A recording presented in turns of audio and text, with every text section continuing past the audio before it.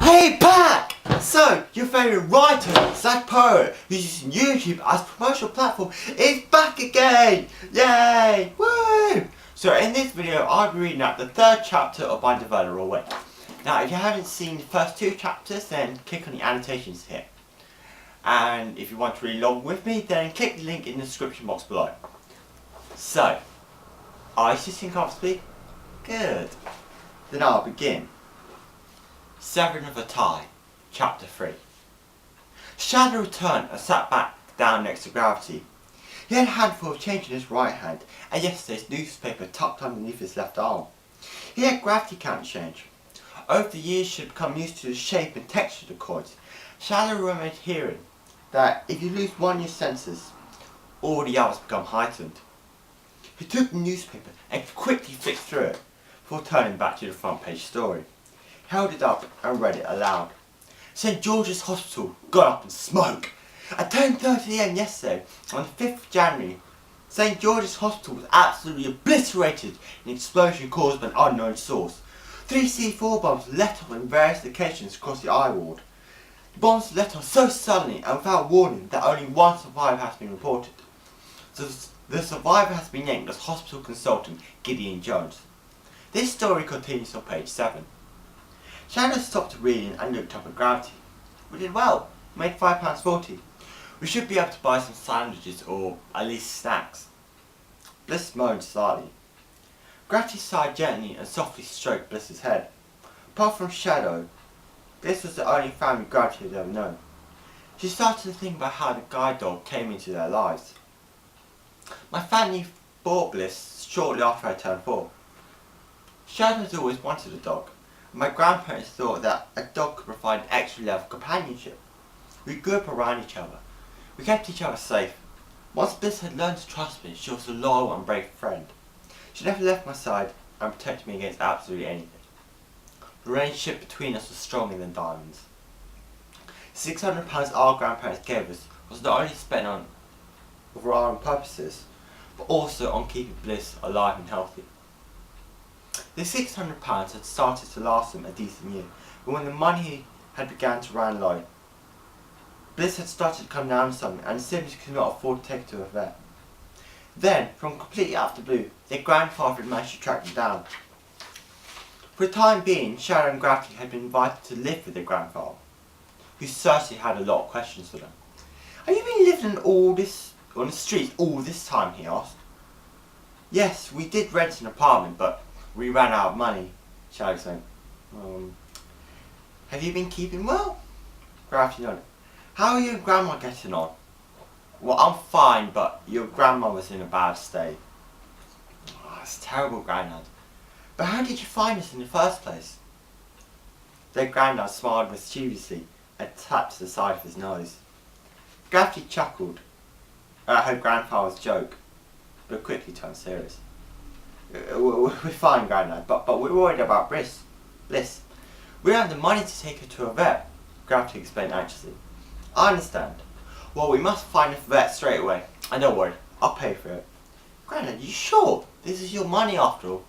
"Nonsense! I'll pay anything to help my grandkids." That'd been 2 years ago. Bliss had checked out fine, it'd been a complete false alarm, and was back on the streets with Shadow and Gravity.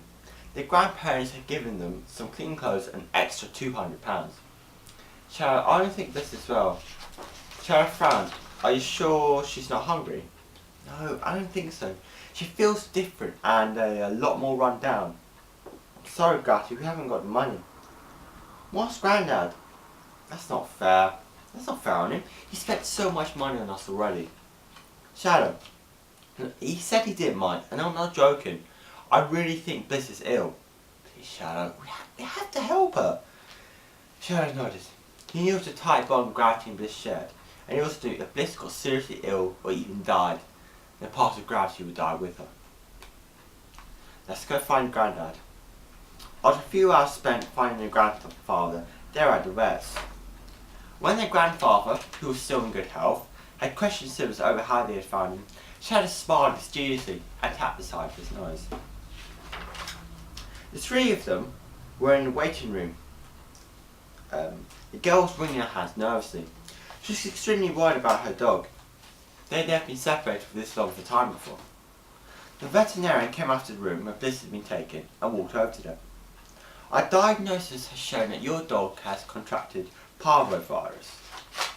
What's that? Is it bad? Gravity asked. We think it's in its early stages, but we're going to have to ask you some questions just to confirm or hopefully refute our findings. Let's begin.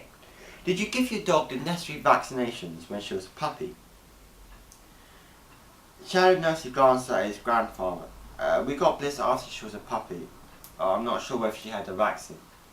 You really should have checked. The animal sanctuary you got her from should have informed you about this. How old was Bliss when you received her? She's 2 years old. How old is she now? 10 years old. Well, with your luck, Bliss is still young enough to receive the vaccines. Has she been eating properly? No, she's barely touched her food. Has she been vomiting a lot? Yeah, she has. Sounds like she's become malnutrition. Has she seemed dehydrated or generally weak of energy to you? Gravity nodded solemnly. I'm sorry to say it, but your dog definitely has contracted parvovirus. She's certainly shown all the symptoms. Since the virus has not finished developing yet, we can control the vaccines. But there are some things you can do as well. You keep her warm and bleach your food and water bowls, as well as keeping her to a strict diet, and there's a strong chance of her making a full recovery. Shadow decided not to mention that they could barely afford enough food for themselves, let alone for Bliss. Come along tomorrow at 2 o'clock for first injections. I'm afraid we'll have to keep her here under observation. I'll see you at 2. Fanny stood up and made for the door. Wait, sir, I'm going to need your name. It's Wilkins. Wilkins was the old family name, but Shadow had not used it in a long time. Mitch's radio crackled into life. Mitch, I've had a talk with HQ, and they've agreed that we could keep work on the murder case, but investigating the explosion at the hospital will be our priority. We'll be collaborating with SC-07 there. That's fair enough. I think it's time to check out the hospital. Meet there in 2 hours with a forensic team. Mitch was standing in the rubble and shattered glass, which was once St. George's Hospital. Mitch was taking down notes on a clipboard. I reason to believe that the explosion at the hospital has a connection with the death of the receptionist, Fiona Davies, Mitch said before walking over to a man in a white coat. Found anything? Yes, we found a single hair. It's blonde, but it might also have been a bit of fur. What do you mean by have been? I've sent it off for analysis, and I've told him to send the results around to you. How long will it take them to analyse it? A few weeks? Mitch gave an exasperated sigh and walked back to his car. He was in his office now. He had seen the test results and saw that the hair was actually fur from a golden retriever. Golden retriever would probably be a guide dog, which would not have been unusual in a hospital. However, there was a chance that they could match the fur to a guide dog which had been given to someone. They could find the dog, and maybe they could find the owner. Mitch was in the hospital now, interviewing a victim of attempted murder. I was attacked at 3 AM while I was watching TV, the victim stated. Why were you watching TV at 3 AM? What's wrong with that? Not also. I'm just very surprised to hear that. When it's 3 AM in my house, I'm usually fast asleep. Anyway, did you see your attackers? No. It all happened so quickly. I think there's a boy and a girl and a dog. What breed is the dog? Oh, it's dark, but I think it was a golden retriever. How did they get into your house? I'm not sure. Suppose they could have climbed through a window. Thank you very much, sir, for telling me this information. I'll let you get some rest now. Mitch walked out to the room and picked up his radio. Hey, Sarah. It's interesting talking to the victim.